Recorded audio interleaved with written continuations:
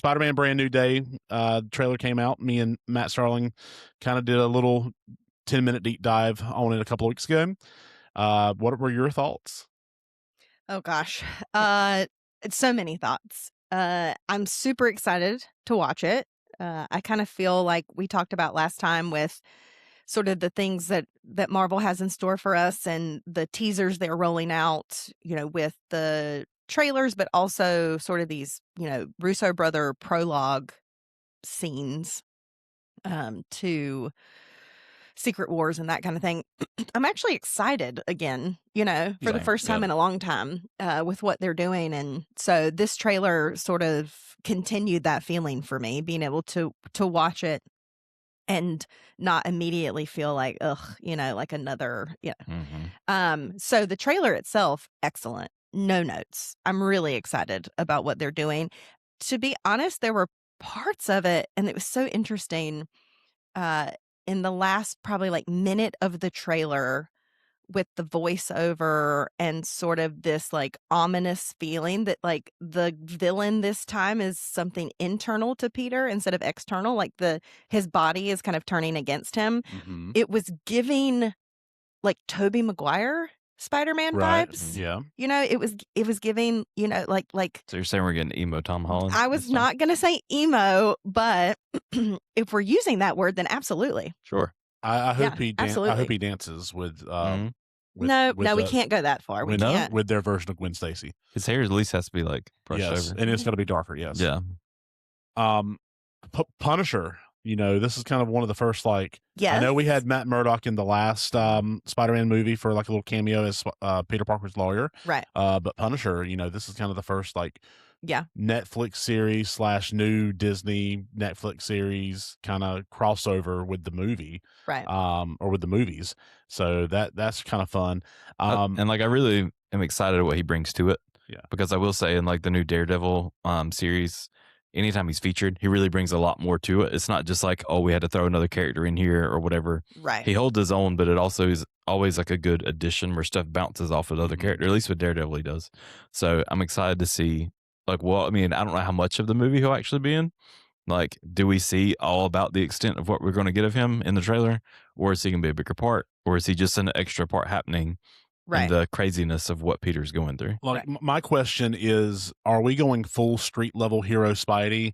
I know Samuel L. Jackson's, you've been to space. I'm going to get it, paraphrase the line there. Right. He's been a big part of the Avengers world. Is this going to be a full on street level movie with Punisher, possibly Daredevil? We see what we think is the Hand in the trailer. Right. Is that going to be where we go? And if so, how is that going to reconcile with, do we know for sure that Tom Holland's going to be in Doomsday? I believe so. He's been confirmed, right? Yes. I think he was one of the names on the chair. Yeah, one of the million chairs. Yeah, one of the bajillion chairs. So how is that? Are we going to go street level and then he gets pulled back into that larger world? But then we have Bruce Banner, Mark Ruffalo's Bruce Banner, right? Confirming that none of the Avengers remember Peter, right? Either, right. And so I wonder, what you're saying is, this one just gonna be so focused on him and the personal struggles he's dealing with in body, not just mentally but physically that he's dealing with. To me, it makes no sense just to be its own movie by itself, where he goes through this at the end. I don't know if we're going to get a resolution per se, where all of a sudden, oh yeah, everybody remembers him now, or if at least it's just maybe a sprinkle of people or something's happening that leads us into the next part. And the same, are we getting Venom in this movie? There's Are we getting Man Spider? I feel like that's what they're alluding to. Yeah. And are you getting full blown Spider, right. Spider, or are you just getting Tom Holland with 6 arms and 2 legs, or a lot of stuff with that? I don't know, which is good.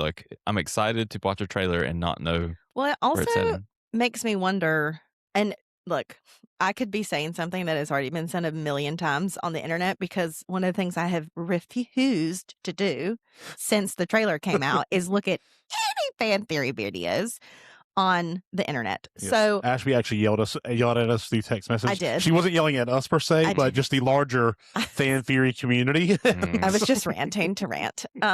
It's like, give me a sec. Like, give me a single second to sit with my feeling. Anyway. Let me see if I can find the quote here. That's for later. Please quote it. I don't know if I can quote it. We're still a family-friendly show. Well, you could just be like, beep, beep, beep, beep, beep, beep. Anyway. Internet? Yeah. So it's interesting to me in the last Spider-Man movie when we got the other Spider-Mans, and there was that scene where Andrew Garfield Spider-Man and Tom Holland Spider-Man are fascinated that Tobey Maguire Spider-Man's webs come out of him. Yes. And I thought that was just like a fun throwaway scene to kind of be like an exposition of like the pointing Spider-Man meme where they're always like, they spend some time in that movie doing fun comparisons to one another. And there's, some changes between comics and Spider-Man lore. So I just thought that was a fun call out for the fans. And now I'm wondering if it was actually meant to be a setup for this. Yes. To make you realize more that that's not something he has, but it does exist. By the way, here's the quote. And the quote is in reference to something Kyle posted. Is Spider-Man turning into Man-Spider, or is Jean Grey controlling him? And Ashby said, and I'm paraphrasing, internet, just give me 1 minute to take it in before I have to consider I'll have to catch up on X-Men lore to enjoy this movie. I'm so mad. I did the same thing because we've talked about it before, but I tried not to go and watch a bunch of things. Because I'm excited about this one, so I don't want to be spoiled. And either expect too much or not enough or whatever.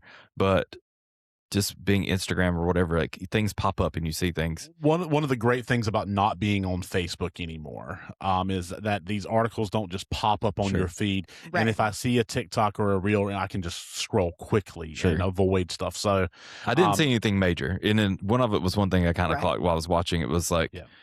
There's that one subway scene where it's like, is that Rogue? Yeah. Or like the girl looks like Rogue. Don't think it's going to be Rogue. I think it's more of a throwaway just to like get you talking about things as we're talking about a trailer. Yes. And I think Sadie Sink's character there's a lot of speculation about who her character is. And I think that's done purposely. Sure. Right. Like it is meant to garner chatter amongst the interwebs, no pun intended. Gwen Stacy? Yes. Is she Mayday Parker from Tobey Maguire's universe? I mean, like I've seen so many different things. Yeah. Is she Phoenix?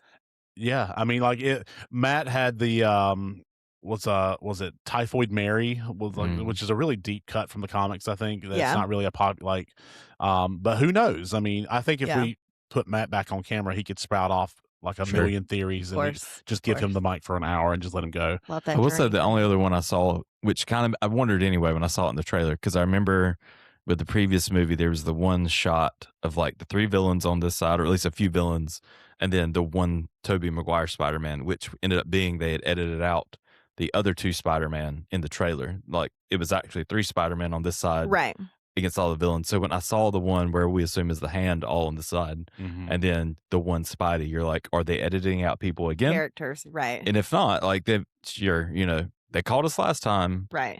We were not going to do that, but all of a sudden they're going to all think that, or who else is there? Like, right? Because it is kind of like up in the air, so I don't feel like Punisher's like just flying through the air, right? Yeah. I will say like one thing with Instagram or other places, I did see a picture that. Completely like either fan made, but so many people of course don't fact check and they just go with it. But it did have me excited for like a split second, where it's like there's the scene of Peter kind of like hanging off of the roof, like falling, not sure what's happening. He's not got his powers, but you see a little bit of like a black smudge there that you assume is Venom. But then when you look even closer, there's like 2 like footprints. And they're Jordans. So you would assume Miles Morales. Yeah. And so, of course, comments went crazy, but it's like, that's not there. That didn't exist. But I still, there's hope for a world where that happens. Well, there's been rampant speculation on the internet that Caleb, the guy who plays Lucas in Stranger Things, has been doing a lot of like gymnastics and stuff. And they were thinking that he was going to be given his own, like, I guess real life or live action Into the Spider-Verse movie, but maybe he's just been cast as Miles Morales in this film. We I do. would love that. Yeah, I mean, we do know Miles Morales is in this universe because of Donald Glover's character in the first Spider-Man: Homecoming. He Right, mentions true. he has to get back home to his nephew, who Right. is Miles Mhm. Morales.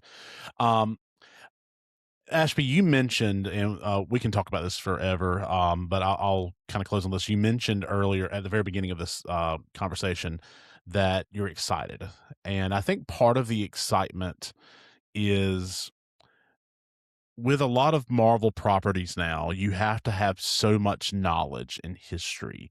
And I think one of the great things about the Spider-Man films, and I think one of the reasons Spider-Man rarely ever misses on film, is because you don't necessarily have to know much more than Spider-Man. Right. And you can go in knowing just, okay, this is Spider-Man. It's a simpler setup, and you don't have to Yes. know 20 different backgrounds or have seen 50 movies or Well, same way his story's been told a billion times, so you know exactly. about his uncle, Yes. and so I feel like you know the story, and that's good enough to know from that point. And I think as we get to Doomsday and then Secret Wars and maybe even a Secret Wars Part 2, I've heard rumors about that too.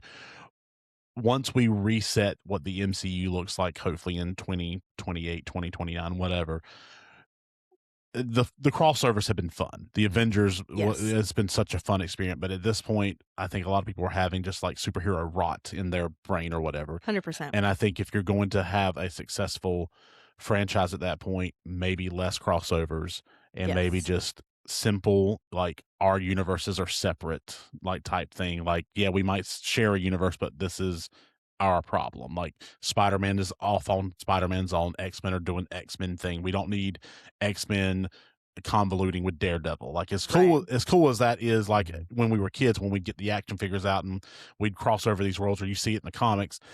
For the movie universes or whatever, I think if you're going to see success, it's going to have to be just simple setups, and you can tell stories within those own little pocket universes.